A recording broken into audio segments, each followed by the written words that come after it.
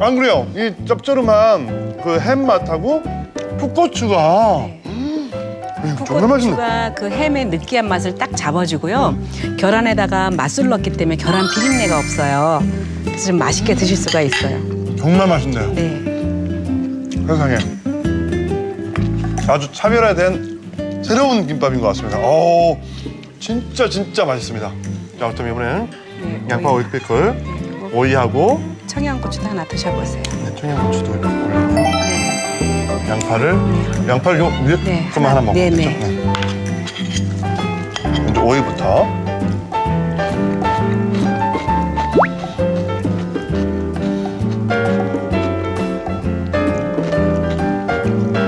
네, 좋죠. 너무 향기롭고 네. 달콤하고 유자향 깨끗해요. 그리고 맛이. 네. 유자청 반컵 넣은 것 때문에 가을 냄새도 나고요. 또 맛도 좋아지고 유자는 레몬보다 비타민 C가 3배나 들어있기 때문에 네. 이 피클만 드셔도 감기 예방에 좋을 거예요. 정말 맛있네요. 네. 자, 이번 안주 누구나 손쉽게 따라할 수 있는 그 많은 그 창작 그 무슨 뭐 예술하시는 분들도 정말 그렇겠지만 정말 창작력과 주는 사람한테 배려하고 그 기분까지 좋아지는 이 음식, 거기다가 손쉬운 음식 꼭 여러분들 시도해 보시고요. 다음에 또 한번 최신혜 선생님 모셔서 맛있는 요리 맛보도록 하겠습니다. 다음 주에 저희 새로운 요리를 가지고 여러분 찾아뵐게요. 여러분 감사합니다. 최고의 요리 비결. 다음 주에는 깔끔한 손맛의 달인 최인선 셰프와 함께 먹을수록 건강해지는 매일 밥상을 차려봅니다. 기대 많이 해주세요.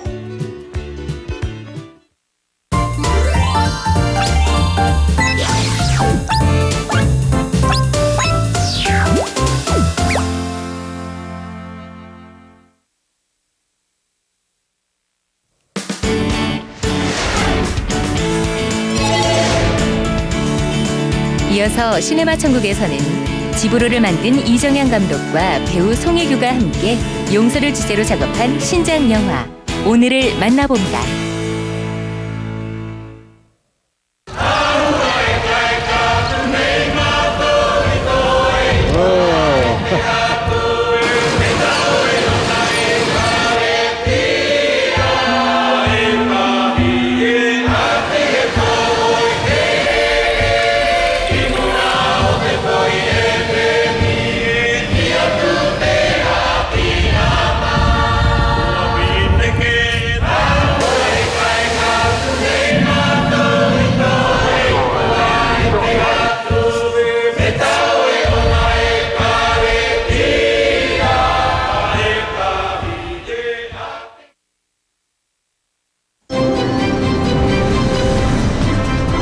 EBS 매니저 소사이어티 MBA 32기 수강생을 모집합니다.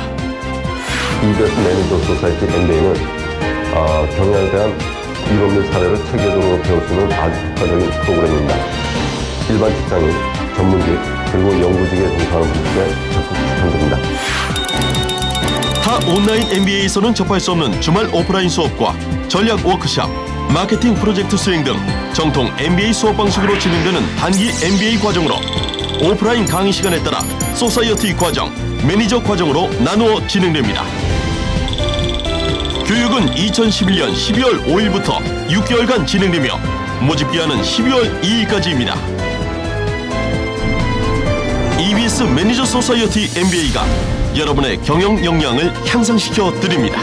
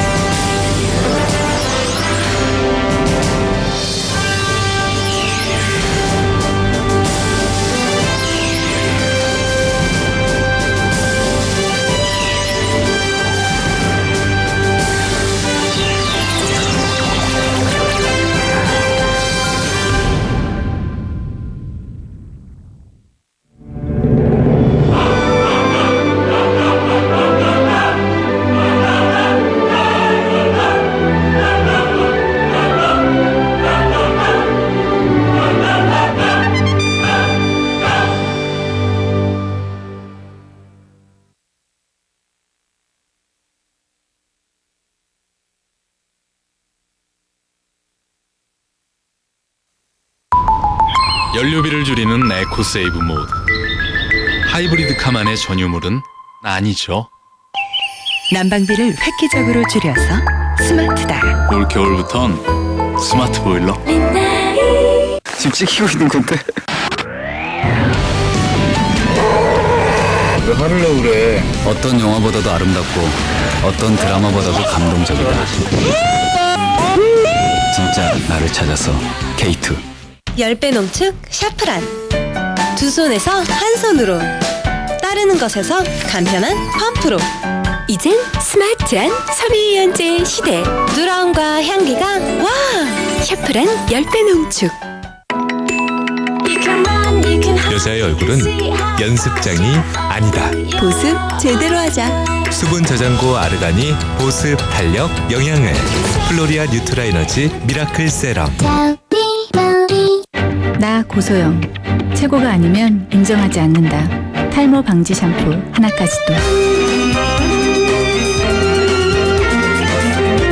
제 선택은 틀리지 않아요. 탈모엔 한방 샴푸 리엔. 아티스트리. 어디든 아티스트리의 연구소입니다.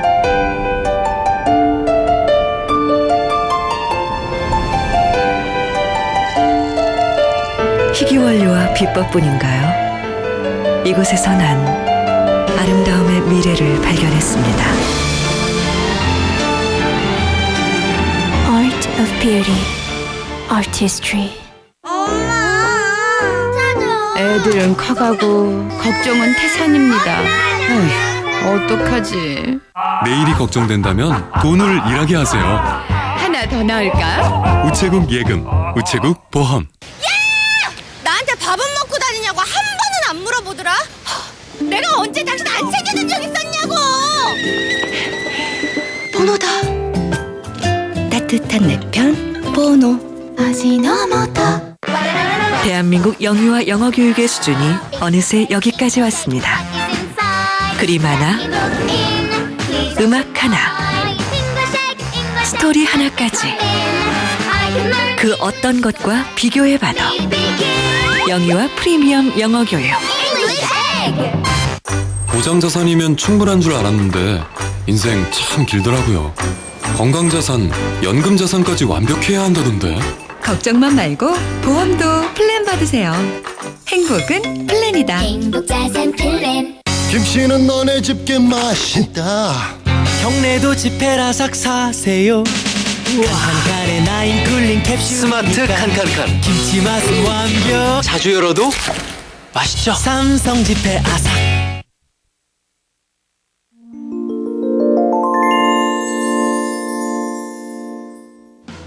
안녕하세요, 강유정입니다. 안녕하세요, 김영혁입니다. 요즘 여름이면 워낙 덩치 큰 블록버스터들의 공세가 무섭다 보니 작품성 짙은 드라마나 잔잔한 멜로는 그 틈을 비집고 들어가기가 매우 어려운데요. 그래서 가을이 되면 한꺼번에 극장가로 몰려오곤 하는 것 같습니다. 올 한 해 펼쳐졌던 유수의 세계 영화제에서 인정받은 작품들도 속속 개봉을 하고 있죠. 영화팬 여러분들은 좋은 영화 한 편 수확하는 마음으로 극장을 찾으셔도 좋을 것 같습니다. 가을의 풍성한 만큼 저희도 다양한 영화 소식 준비했습니다.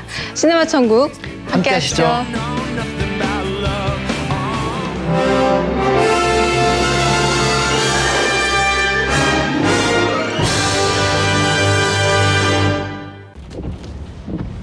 오늘은 다의 생일 전야. 그녀는 사랑하는 사람과 즐거운 시간을 보내고 있습니다. 됐네요. 또 지석이네. 받지 말까? 받아봐. 그런데 자꾸 술에 취한 친구가 전화를 겁니다. 너 아직도 집에 안 갔냐? 너 내려주고 갔다 올게. 아니야, 버스 타면 되니까 빨리 다녀와. 지금 상호 가니까 기다려. 그녀의 약혼자는 결국 실연을 당한 친구를 뿌리치지 못해 만나러 갑니다. 자정이 지나자마자 기다렸다는 듯 울리는 연인의 생일 축하 메시지. 다혜 역시 사랑을 담은 답장을 보내는데요. 하지만 이제 그는 영영 그녀의 메시지를 받을 수 없습니다. 그날 밤 그녀의 약혼자는 살해당했습니다. 미술관 옆 동물원과 집으로를 통해 많은 영화팬들의 사랑을 받았던 이정향 감독이 돌아왔습니다. 용서에 담긴 부조리와 사람 사이의 상처를 그린 영화 오늘을 만납니다. 제 용서가 사람을 죽였어요. 이 영화는 이정향 감독이 집으로 이후 9년 만에 내놓은 작품입니다. 황진 이후 4년 만에 스크린으로 돌아온 송혜교 씨의 모습도 반가운데요. 주인공 다혜는 1년 전 약혼자를 잃었습니다. 범인은 17세의 소년이었는데요. 처음엔 그저 단순한 오토바이 사고였습니다. 하지만 충분히 살 수 있었던 그를 범인은 다시 한번 오토바이로 치어 살해합니다. 그리고 영화는 그의 허망한 죽음, 그 1년 후를 그리고 있습니다. 과연 약혼자를 잃은 다혜의 삶은 어떻게 변해 있을까요? 난 아직도 이해가 안 가. 왜 그렇게 서둘러서 탄원서까지 써줬는지. 다혜의 생일이자 약혼자의 기일이 되어버린 오늘, 다혜는 1년 만에 그의 누나를 만났습니다. 다혜는 약혼자를 죽인 범인을 증오하기는커녕 그를 위해 탄원서까지 써줬습니다. 범인이 아직 어린 소년이었기 때문인데요. 그 일로 인해 누나는 아직까지도 다혜를 원망하고 있습니다. 용서해주니까 옳긴 편해? 예. 다행이네. 언니, 오늘이 상우 오빠 기일이었던 거 나 알아. 비극 속에 갇혀버린 다혜의 생일을 챙겨주기 위해 후배 지민이 찾아왔습니다. 언니, 여기서 기일은 저쪽 별나라에서 생일이래. 상우 오빠도 거기서 돌잔치를 했을걸. 식구들과 사이가 좋지 않아 겉도는 지민은 다혜를 친언니처럼 따르는데요. 이번에도 다혜네 집에서 며칠 묵어갈 작정으로 왔습니다. 어찌 그 많은 목숨을.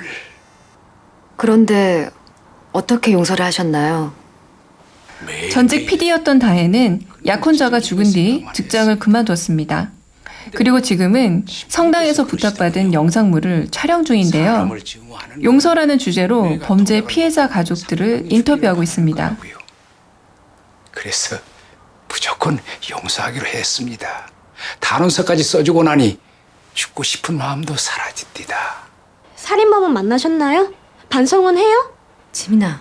왜? 하지만 지민은 이런 방식의 용서에 불만이 많은 모양입니다. 그래. 인터뷰를 할 대상을 찾기 위해 경찰서에 간 다혜. 가석방된 사건들로 찾으면 쉬울 텐데.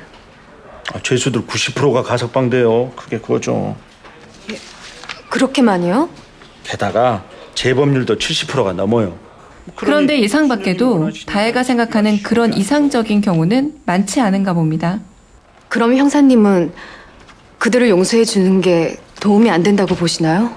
용서가 중요한 게 아니라 다시 죄를 짓지 않게 하는 게 중요하죠. 대책 없는 용서는 죄악입니다. 지금까지 다혜는 자신의 용서가 옳았다고 맹목적으로 믿어왔습니다. 약혼자를 죽인 소녀는 자신의 용서를 통해 새로운 삶을 살고 있으리라 생각해왔죠. 하지만 조금씩 그 믿음에 금이 가기 시작합니다. 나 어떡하지?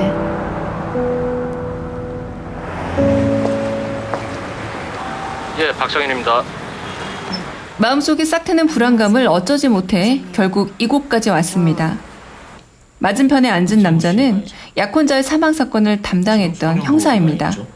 네? 다혜는 그에게 범인의 소식을 묻습니다. 소년원이라니요. 그때 학교로 돌아가지 않았나요? 그럼 석 달 전에 학교 친구를 죽였어요. 얼마 전 소녀는 말도 안 되는 유치하고 황당한 이유로 친구를 찔러 죽였다고 합니다. 하지만 두려워서 차마 확인조차 할 수 없었던 불안감이 이렇게 흉악한 실체를 드러냅니다. 자신의 무책임한 용서가 또 다른 누군가를 죽였다는 자책감에 그녀는 절망합니다. 그제야 비로소 깨닫습니다.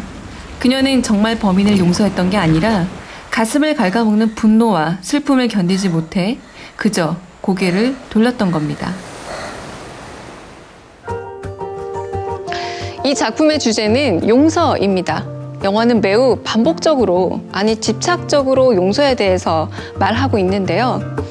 사전적으로 용서는 누군가가 지은 죄를 꾸짖지 않고 무조건 덮어두는 것입니다. 하지만 그러한 무조건적인 용서가 결코 쉽지는 않습니다. 진정한 용서를 했다면 아무런 남김도 남기지 않고 그냥 잊어야 하는데요. 사람들은 어쩔 수 없이 자꾸만 용서라는 행위 이후를 궁금해하게 됩니다. 언니는 용서해준 거 후회 안 해? 안 해. 그녀가 용서해준 범인은 지금 다른 삶을 살고 있는가, 혹은 진심으로 반성하고 있는가. 다의 주변 인물들은 끊임없이 그녀에게 이런 질문을 던집니다. 상우 오빠를 그렇게 만든 놈이 어떻게 사는지 알아? 그걸 알아야 하니? 언니가 몰라도 돼? 소년범이잖아. 이러한 의문은 사실 용서라는 행위가 어떤 보상으로 돌아오기를 바라기 때문은 아닐까요? 영화를 통해 이정현 감독은 이처럼 사과와 응답을 기다리는 행위가 진정한 용서가 될 수 있는지를 묻고 있습니다. 미워하니까 그렇잖아. 용서할 순 없어도 미워하지 마. 용서는 사실 복수의 반대말입니다. 나에게 상처를 입히고 소중한 것을 빼앗아간 사람에게 할 수 있는 일은 크게 두 가지입니다. 복수하거나 용서하는 것인데요. 수많은 영화가 복수와 용서를 다루는 이유이기도 합니다. 죽이는 거. 박찬욱 감독의 복수 3부작, 타란티노 감독의 킬빌 시리즈. 그 밖에도 수많은 영화들 속에서 사람들은 복수를 하기 위해 절치부심합니다. 용서를 다룬 영화보다 복수에 대한 영화가 훨씬 많은데요. 여기엔 두 가지 이유가 있을 겁니다. 하나는 복수의 감정이 훨씬 강렬하다는 겁니다. 그래서 영화적으로 표현하기에 더 다채롭죠. 두 번째는 하고 싶지만 현실에서는 불가능한 일을 대신해주기 때문입니다. 10년 넘게 사형이 없지만 반드시 집행되길 바래요. 다시 오늘의 이야기 속으로 잠깐 돌아가 보죠. 이 여인은 살인마에게 하나뿐인 딸을 잃고 가정도 풍비박산 났습니다. 하지만 사람들은 자꾸 이 여인에게도 범인을 용서하라고 강요합니다. 이처럼 이 작품은 피해자에게 오히려 용서를 강요하는 사회 풍토에 대한 문제점을 지적하고 있습니다. 용서했는데도 다혜 역시 처음에는 그녀에게 용서를 강요했습니다. 그건 용서가 아니지 않나요? 그럼 용서가 뭔데요? 내 딸을 죽인 놈이 나보다 더 행복하길 바라는 건가요? 그렇습니다. 영화와 달리 현실에서는 용서와 복수, 그 어느 쪽도 쉽지 않습니다. 용서란 미움을 없애는 게 아니에요. 그건 불가능해요. 미움을 마음의 가장자리로 밀어넣는 거예요. 서두르지 말아요.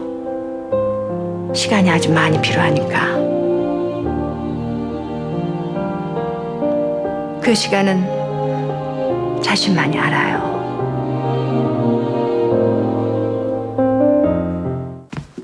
한편으론 이런 생각도 해봤습니다. 표면적으론 이 영화가 용서의 문제를 다루고 있지만 실은 세상을 먼저 떠난 연인과 진짜 이별하는 내용을 담고 있는 게 아닌가 하고 말이죠. 그래서 그녀가 만들어가는 용서의 과정은 사실상 자신의 슬픔을 달래는 애도의 의식이라 보는 것이 옳을 듯 싶습니다. 언니 마음껏 놀라고 수분 보충 걱정 마시고. 이처럼 영화는 용서라는 한 가지 주제를 여러 각도에서 바라보며 진중하게 질문을 던지는데요. 이정현 감독 특유의 섬세한 연출이 돋보입니다. 하지만 몇 가지 아쉬움도 남습니다. 지민아, 부모란 자식을 사랑할 수밖에 없어. 그러니까 부모야. 영화 속에서 다혜는 자신의 용서를 합리화하고 끊임없이 자신이 옳았음을 확인하려 하는 인물입니다. 반면 후배 지민은 끊임없이 다혜의 선택에 의문을 던지는데요. 아동학대의 피해자가 복수라면 노인학대죄가 되는구나. 웃긴다. 아버지로부터 지속적인 폭력을 당하고 있는 지민은 아버지를 이해하려고도 용서하려고도 하지 않습니다. 이렇듯 상반된 생각을 가진 두 인물의 이야기가 두 개의 축을 이루며 진행되는데요. 과장되고 억지스러운 느낌을 주기도 합니다. 이놈의 사회는 용서만 있고 반성이 없어요. 그러니 나쁜 일이 반복되죠. 언니가 그런 용서를 했다는 게 화가 났어. 그러니까 왜? 몰라? 사과도 안 받고 해준 용서. 그거 가짜잖아. 이처럼 이 영화는 용서에 대한 말과 개념으로 가득합니다. 등장인물의 입을 통해 용서에 대한 수많은 관념이 끊임없이 쏟아져 나오는데요. 지나친 설교가 생각의 여분까지 채워버리는 것은 아닌지 내내 아쉬움이 남습니다. 이정현 감독은 영화계 데뷔하기 이전부터 이 작품을 구상하며 꼭 세 번째 작품으로 만들고 싶었다고 말합니다. 살인사건 피해자 유족들에게 위로를 건네고 싶었다는 기획 의도를 밝히기도 했는데요. 영화가 지닌 몇 가지 아쉬움들이 감독의 의도를 조금 흐리게 한 감은 있습니다. 하지만 용서를 단지 개인의 문제가 아니라 사회적 차원에서 다뤘다는 점에서 의미 있는 작품 오늘이었습니다.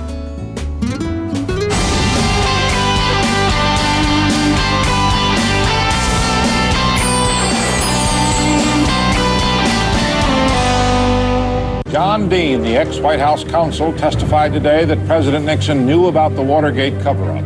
워터게이트 사건으로 사임한 닉슨 대통령. Therefore, I shall resign the presidency, effective at noon tomorrow. 그의 사임 장면 생방송이 엄청난 시청률을 보이자 재기를 꿈꾸는 한물간 진행자 프로스트는 닉슨에게 인터뷰를 제의하는데 인터뷰를 통해 인생 역전을 노리는 두 사람. 과연 최후의 승자는 누구일까? 오늘 영화로 보는 심리학에서는 닉슨 대통령과 진행자 프로스트의 숨막히는 인터뷰 게임을 담은 영화 프로스트 대 닉슨을 만나봅니다.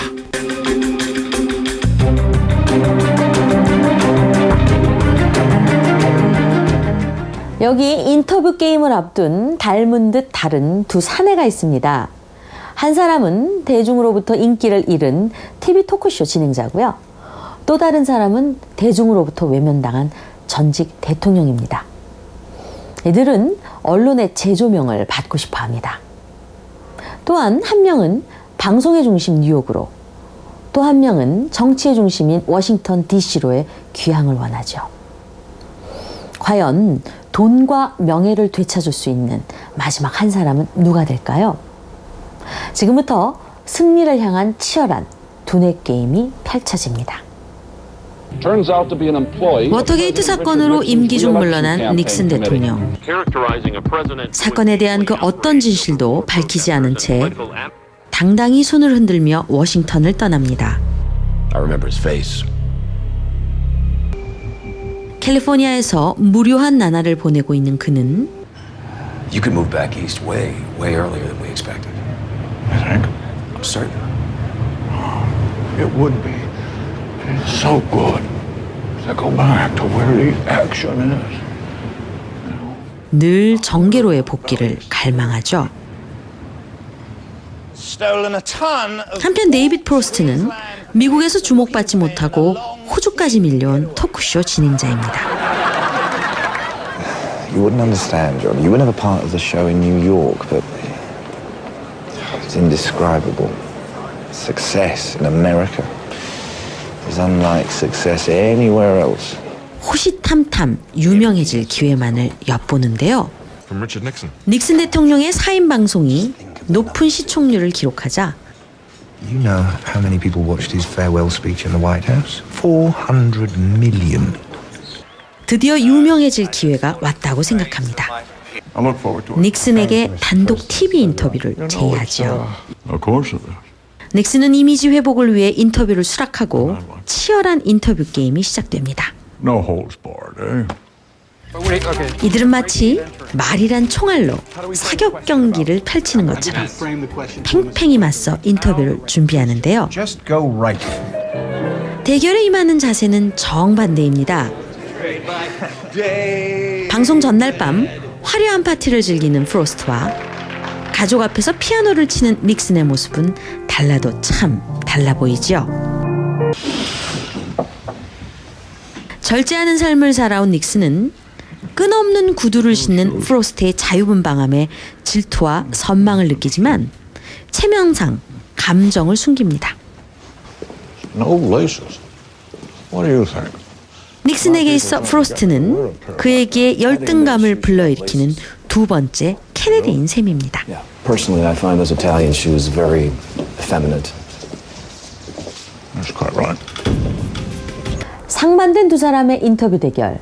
과연 승리의 여신은 누구의 손을 들어주는 것일까요? 이 게임의 승자는 프로스트도 닉슨도 아닌 바로 TV입니다. 영화 프로스트 대 닉슨은 정치 영화라기보다 TV 시대에 관한 일종의 소묘처럼 보이기도 하는데요. 우리는 한마디 말보다 더 강렬한 미디어의 요약수를 통해 이미지 정치의 한계와 진실을 추구하는 언론의 또 다른 이중성을 엿볼 수 있습니다.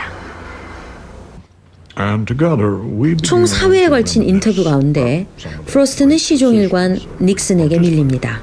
Okay, fine, fine. You made a conclusion there. I stated my view. Now let's move on. Let's get on with the rest of it. 하지만 프로스트의 공세에 당황한 닉슨은 결정적인 말을 내뱉죠. I'm saying that when the president does it, that means it's not illegal. I'm sorry? That's what I believe. 닉슨 진영에선 한숨이, 프로스트 진영에선 환호가 터져 나오죠.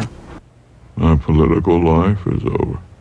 전반적으로 닉슨이 인터뷰를 주도했음에도 불구하고 이 한 장면으로 승패는 결정났습니다. 이 장면은 닉슨이 얼마나 뿌리 깊게 워터게이트 사건의 책임을 부정하고 있는지, 또한 그의 오만한 성품을 단 한 번에 드러낸 것이죠. 닉슨의 얼굴 클로즈업엔 마지막 희망의 끈마저 놓친 추락하는 인간의 얼굴이 담겨져 있습니다.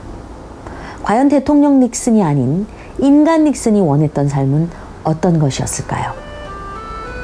인간 닉슨이 갖고 있던 뿌리 깊은 패배감, 오만함, 책임회피는 이 시대의 지도자뿐만 아니라 우리 모두가 극복해야 될 심리적 과제는 아닐까요?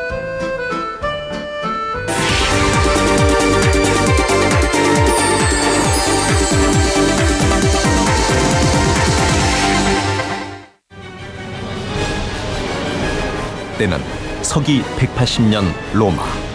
몰락해가는 제국을 배경으로 한 검투사의 감동적인 투쟁기가 펼쳐진다. 지난 2000년 개봉해 전 세계에서 4억 5,700만 달러의 수입을 올린 글래디에이터. 이 작품은 73회 아카데미 시상식에서도 5개 부문을 차지하며 막시무스라는 새로운 영웅이 탄생했음을 알렸다. 글래디에이터의 신화 창조, 명불허전에서 만난다.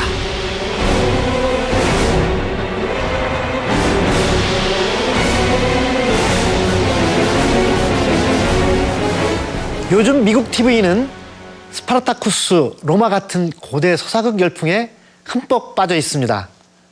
오늘 소개해드리는 글래디에이터는 바로 이러한 바람을 일으킨 선구자적인 작품입니다.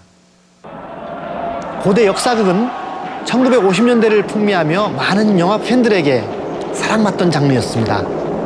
그러나 높아진 관객의 눈높이에 맞추지 못한 채 도태되어 가고 있었죠. 그리고 그 후 40여 년간 할리우드는 역사물을 외면해 왔습니다.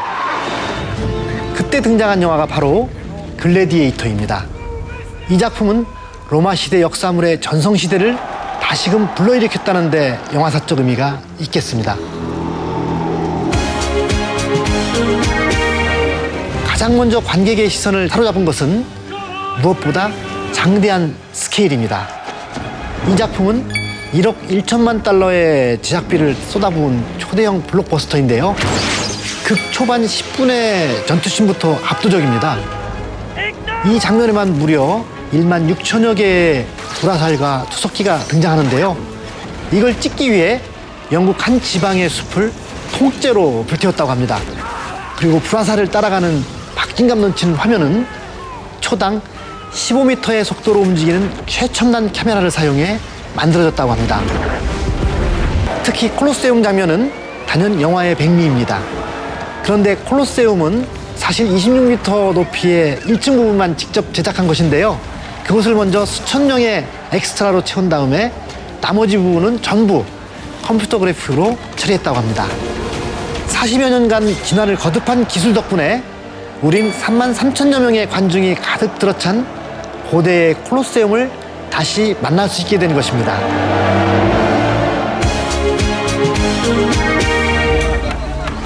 이 영화는 특히 러셀 크로우의 남성미를 극대화시킨 작품인데요. 모든 이들에게 존경받는 그의 캐릭터는 남성과 여성 관객들 모두를 끌어들이며 성공의 견인차가 됩니다. 그리고 아카데미 나무주연상을 수상하며 그야말로 세계 최고의 스타로 등극합니다. My name is Maximus Decimus Meridius. 러셀 크로우는 과묵한 인매와 강렬한 눈빛이 매력적인 그런 배우인데요.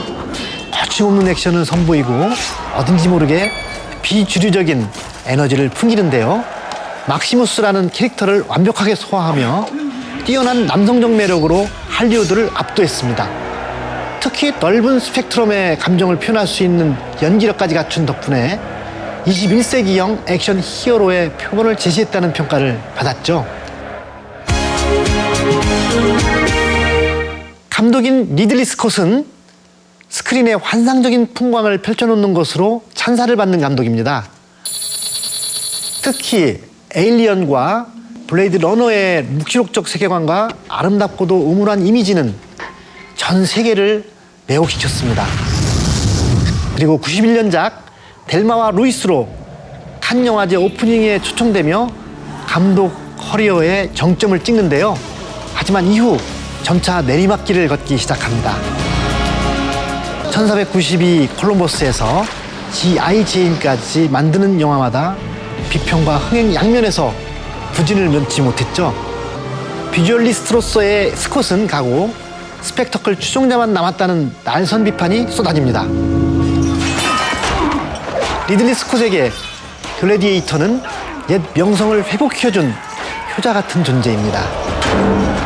생사를 가르는 처절한 전투, 허망하게 뿌려지는 핏줄기 위로 흩날리는 눈발, 쇠락해가는 제국을 비상하게 훑는 이미지의 향연은 관객을 압도합니다.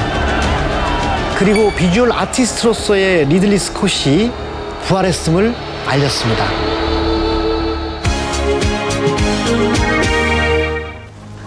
글래디에이터가 남성 팬뿐만 아니라 여성 팬들까지 사로잡은 것은 뭐니 해도 역시 잘 짜여진 이야기 덕분이 아닐까 합니다. 주인공 막시무스의 남자다움 이면에는 아내에 대한 여일한 사랑과 순수함이 숨어있죠. 서브 플롯으로 자리 잡은 서정적 러브 스토리는 영웅의 일대기를 그린 메인 플롯과 쌍을 이루며 남녀 관객 모두에게 깊은 감동을 안겨줍니다. 막시무스의 죽음이 슬프게만 느껴지지 않는 이유는 사랑하는 아내와 천국에서 다시 만난다는 결말 때문일 것입니다. 이처럼 글래디에이터는 복수열전을 펼치면서도 권력의 무상함을 토로하고 죽은 가족을 향한 주인공의 그리움으로 멜로라인을 펼치는 등 짜임새 있는 구성을 보여줍니다. 이 영화는 로마 시대를 다룬 서사적 영화들의 부흥기를 다시금 불러일으켰다는 데 중요한 의미가 있습니다. 영화계는 서양 문화의 부흥기를 열었던 그리스 로마 시대로 관심을 집중시키게 되는데요. 트로이나 알렉산더 그리고 300 등 수많은 작품들이 소개됩니다. 이러한 영화들과 TV 시리즈물들은 흥행에서 크게 성공하면서 10여 년이 흐른 지금까지도 고대 서사극의 붐은 사그라지지 않고 있습니다. 역시 잘 만든 영화 한 편은 시대를 초월하면서 두고두고 영향력을 발휘하는 것 같습니다.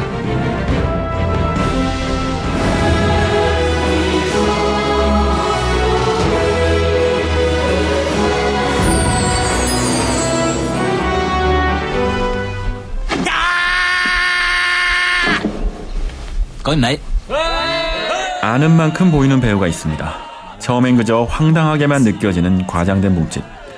하지만 일단 이 배우의 독특한 영화 문법에 대한 퀴즈를 풀게 되면 관객은 코미디의 왕, 희극지왕인 그의 매력에서 빠져나올 수 없게 되는데요. 자막 하나 없이도 말이 통하지 않아도 전 세계인을 웃길 수 있는 타고난 희극인이자 자신만의 영화 왕국을 만들어낸 대중예술가. 이 배우가 바로 스크린 속에서 비춰지는 엉뚱하고 웃음기 가득한 제스처 하나까지 치밀하게 계산하여 연기하는 지독한 완벽주의자 주성치입니다. Everybody was kung fu fighting. Those kids were fast as lightning. And 주성치는 루저였습니다. 홍콩 내용이나 홍콩 마스크 같은 패러디 영화들이나 만들던 코미디 배우였죠. 웃겼지만 깊이 따위는 없었습니다. 그의 코미디는 루저끼리 소주잔을 기울이며 낄낄거리는 수준 정도였죠. 하지만 주성치는 거기에서 멈추지 않았습니다. 루저의 긍정을 발견해낸 거죠. 자신의 처지를 인정하는 순간 루저는 가장 강한 사람이 될 수 있습니다. 2000년대 들어서면서부터 주성치는 루저들의 반란을 일으킵니다. 소림축구나 쿵푸어슬은 밑바닥 인생들이 세상을 전복시키는 이야기였죠. 하지만 마냥 해피엔딩인 건 아니었습니다. 루저들이 자신의 뿌리를 잊을 때 반드시 위기가 찾아왔죠. 주성치는 루저의 긍정적 반란을 보여주면서 관객들을 위로해줍니다. 그렇게 그는 승리한 루저가 됐습니다.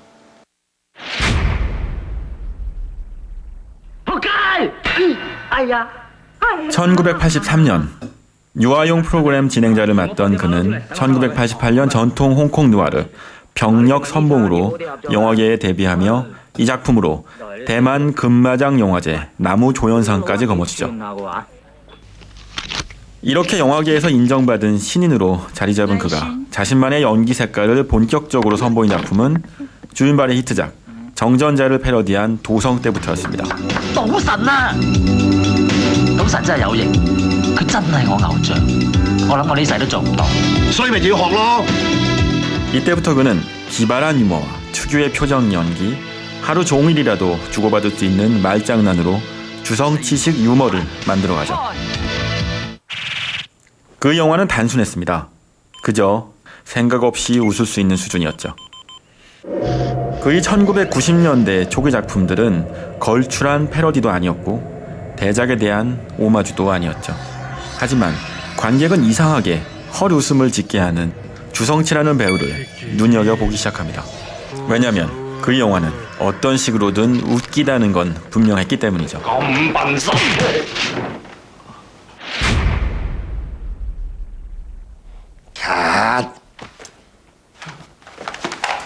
點啊點啊！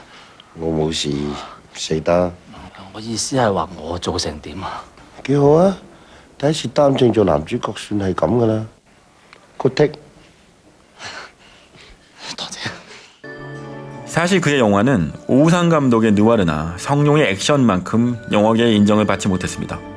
그러다 본격적으로 그의 능력을 인정받기 시작한 영화가 바로 1999년작 시극지왕이었죠. 그의 자전적인 이야기를 다룬 이 영화에서 그는 별 볼 일 없는 단역 연기자로 출연합니다. 이 작품에서 그는 웃음으로 진심 어린 슬픔을 그리는 페이소스를 드러내죠. 그리고 2001년 발표한 소림축구에서는 좀 더 치밀하게 짜여진 유머와 스토리 전개, 수준 있는 그래픽으로 작품의 완성도를 높입니다. 이 영화는 7,300만 홍콩 달러라는 아직까지도 깨지지 않은 홍콩 박스 오피스 기록을 갖고 있습니다. 홍콩 금상장 시상식에서 작품상과 나무지연상을 비롯해 6개 주요 부분을 석권했죠. 腰馬合一咧，喺我心目中浩氣長存嘅已故偉大武術家李小龍先生已經解釋過㗎啦。但如果你再想知多啲嘅，唔啱跟我學兩堂功夫啊！ 눈물 어린 웃음, 사회에 대한 냉철한 시선과 어린 시절 그에게 배우의 꿈을 심어줬던 영원한 우상 이소룡에 대한 동경이 버무러지면서 소림축구는 주성치를 세계적인 스타 자리에 올려놓습니다. 주성치의 코미디 연기는 익히 보아온 것이지만 주성치의 연출은 소림축구에서 더욱 돋보였죠. 여기서 우리는 그의 세계관을 엿볼 수 있습니다. 소림축구의 주인공은 도시에서 폐품이나 주워 모으는 신세입니다. 그가 화려한 도심에서 자신이 사는 변두리의 빈민가로 걸어가는 동안 카메라는 잠자코 그의 신발만 보여주죠. 이 장면은 주인공의 계층적 처지를 보여주면서 도심과 변두리의 풍경을 극단적으로 대조시키죠. 빈부격차가 극심한 걸로 유명한 홍콩 사회에서 그는 영화로 자본주의적 모순에 대들고 있는 셈이죠. 그가 봤을 때 가난한 자와 부유한 자, 그 사이에서 방황하고 좌절하는 우리에게 필요한 건 아마 웃음이었을 겁니다.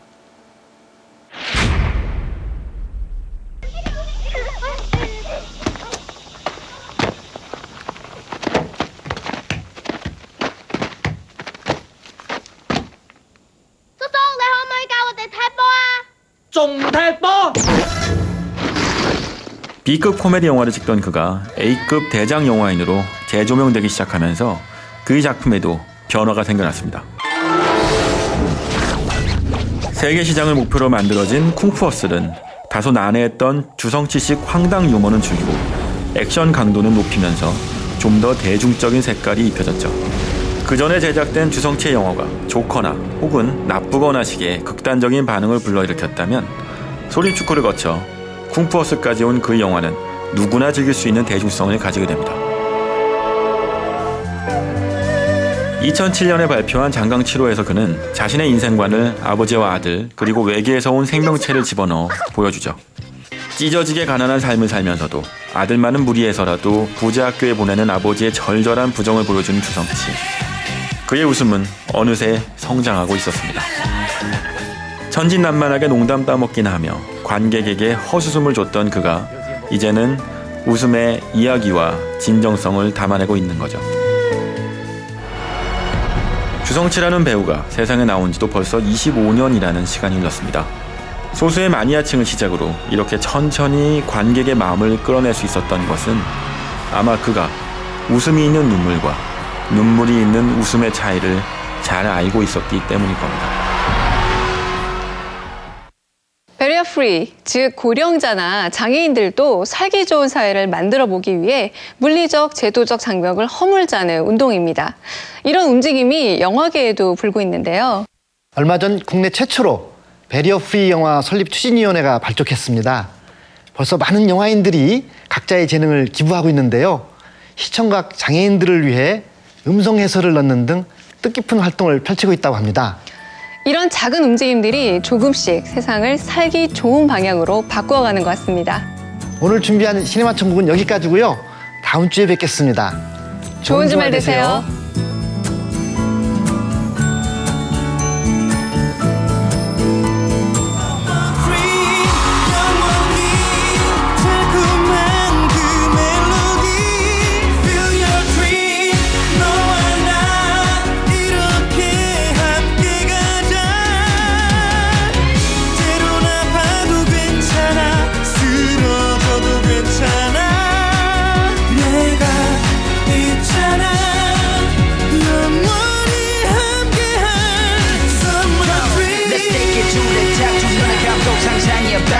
끝없이 펼쳐진 바다처럼 꿈을 펼쳐봐. It's gonna be okay. 웃지 말고 힘내. 우리에겐 기다리고 있어 밝은 미래.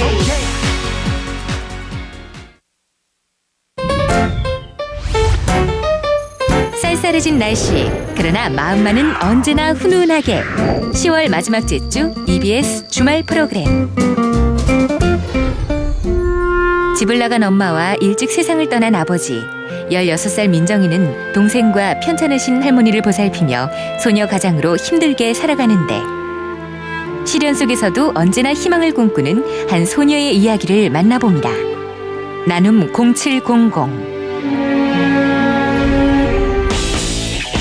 3연승을 향해 최고의 실력을 보여주겠다는 전북예고 신조승 군 그리고 그에 맞서는 5명의 새로운 퀴즈 도전자들. 대한민국 최고 퀴즈 브레인들이 벌이는 숨막히는 대결이 펼쳐집니다.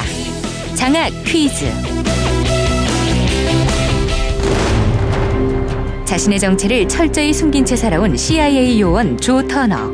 어느 날 자신의 사무실에 습격을 당하면서 조는 본부로 연락을 취하지만 오히려 그에겐 더 큰 위험이 찾아오는데 수많은 첩보 영화들의 원조라 평가받는 시드니 폴락 감독의 작품을 만나봅니다.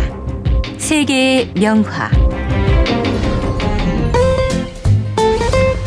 EBS 프로그램과 함께 행복한 주말 보내시기 바랍니다.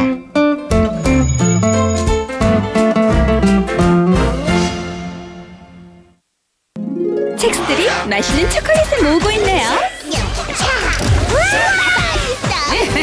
시한폭탄을 설치했다. 초코가 또 슈퍼마원경이 필요해. 지는 초콜릿 맛 첵스초코. 맛있는 첵스초코 먹고 시한폭탄을 찾아주세요. 좋아요. 사원 김화영은 상냥하지만 딸 김화영은 몰라도 돼. 꽃집 주인 이효진은 친절하지만 이거 좀 채워봐. 엄마 이효진은 친구 김범진은 쾌활하지만 하나 먹어봐. 아들 김범진은 부장 김기주는 자상하지만 빨리 와. 남편 김기주는 밖에서 보여주는 당신의 좋은 모습. 집안에서도 보여주세요. 공익광고협의회.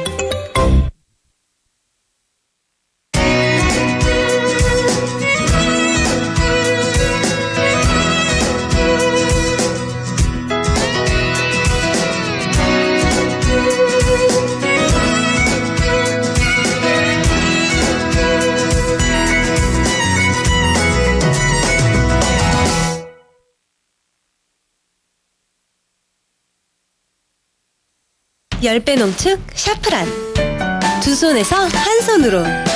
따르는 것에서 간편한 펌프로. 이젠 스마트한 섬유유연제 시대. 누라움과 향기가 와! 샤프란 10배 농축. 비쌀수록 좋은 보험이라고 착각하는 당신. 보험료 더 내시고 특별 서비스라도 받으시나요? 악사에선 합리적인 가격으로 이 모든 서비스를 다 받는다. 1566 1566 악사 다이렉트.